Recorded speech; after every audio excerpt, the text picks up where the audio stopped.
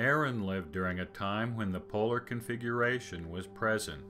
This congregation of planets continued until the crucifixion of Christ, when the heaven was scrolled away and the planets left Earth to take up their present positions.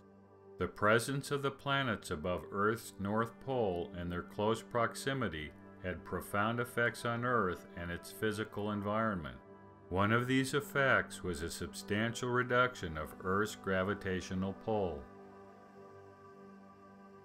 Gravity is an electrostatic phenomenon, and the polar configuration would have changed the Earth's electrical charge and its perceived gravity.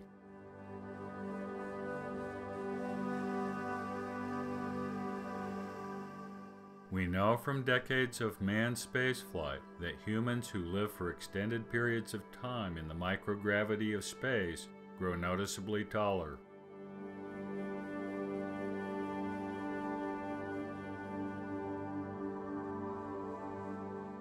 If the ancient Israelites grew up and lived in an environment where the perceived gravity was dramatically lower than what it is today, then it would be only natural that they would be taller and larger than modern humans. When the polar configuration is re-established during the millennium, the ancient physiological norms will return. Man again will be larger and taller. Along with the purely Nephite treasures, such as the gold plate, the treasury of Cumorah held the Urim and Thummim and breastplate of Aaron.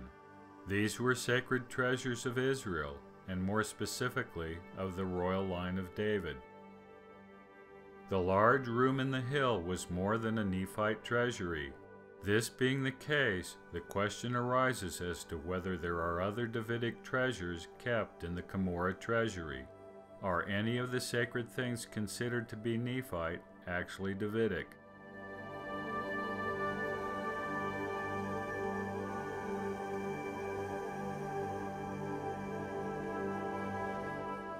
We first examine the sword of Laban.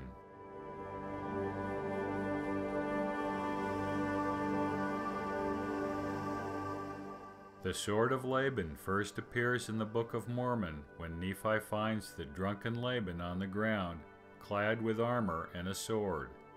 Nephi was struck with the craftsmanship of the blade.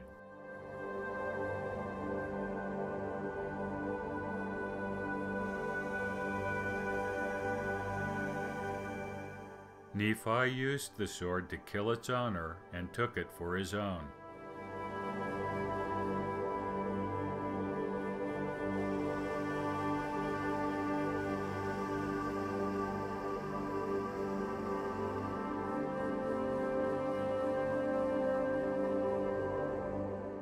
The sword of Laban was not just any sword.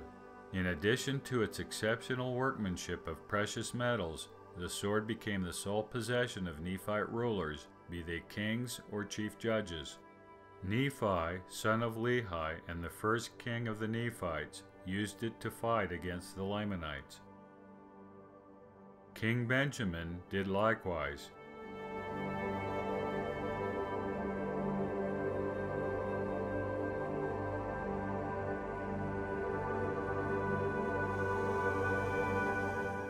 The sword of Laban became the pattern for Nephite swords.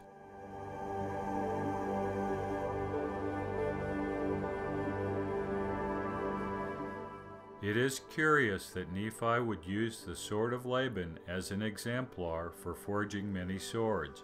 It is doubtful that Nephi needed Laban's sword for this purpose. Surely there were many swords that Nephi could copy. With the sword's detailed workmanship and precious metals, it would have been more difficult to mass-produce copies.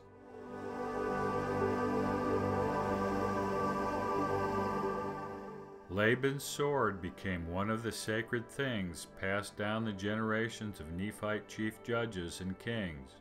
In other words, it became part of the Nephite royal regalia. The sword was preserved and kept sacred by the hand of the Lord and his angels into our dispensation, along with the other sacred relics. In modern terms, the sword of Laban had become the Nephite sword of state. Obvious and important questions arise.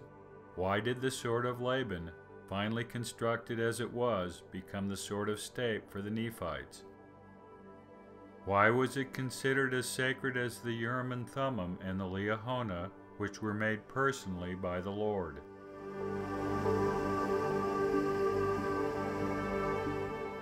Or as sacred as the priestly breastplate made under the direction of the Lord? Why was it protected by the life of its caretaker as the other relics? In short, what really was the sword of Laban?